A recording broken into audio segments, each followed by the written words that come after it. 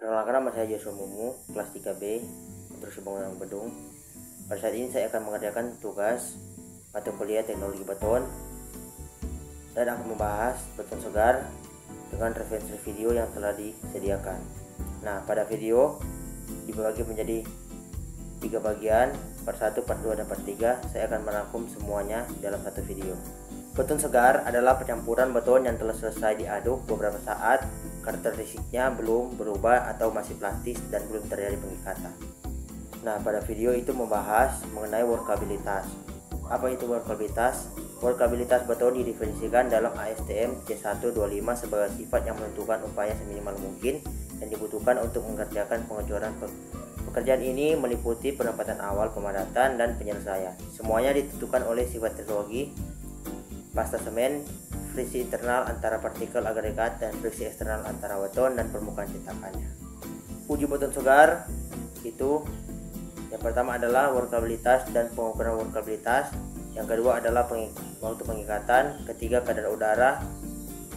Yang keempat adalah beras jenis yield. Itu yang harus diperhatikan ketika menguji beton segar. Faktor yang mempengaruhi workabilitas.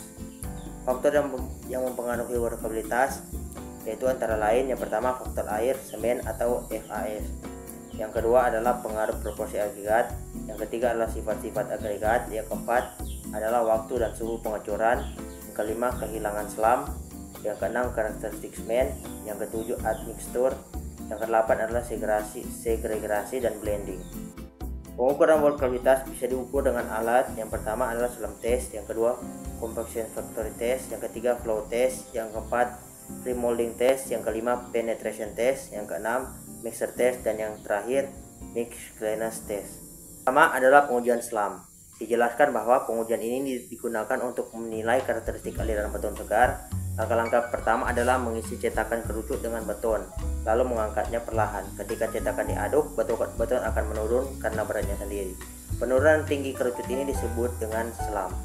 Beton umumnya selam beton berkisar antara 100 sampai 200 mm. Namun dalam kondisi tertentu bisa jadi mencapai 200 sampai 250 mm. Yang kedua, membahas tentang pengujian faktor pemadatan. Proses pengujian dimulai dengan memasukkan beton ke dalam hopper atau upper sekat bawah, kemudian dibuka sehingga beton jatuh ke dalam silinder. Setelah itu, sekat kedua dibuka dan beton kembali jatuh ke dalam silinder. Mengisi sebagian ruang silinder beserta beton ditimbang untuk menentukan bobot beton padat.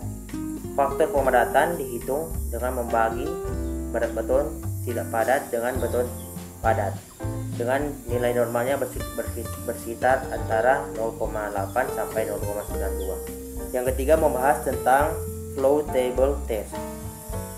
Pengujian ini menggunakan cetakan berbentuk kerucut 2/3 tinggi uji selam.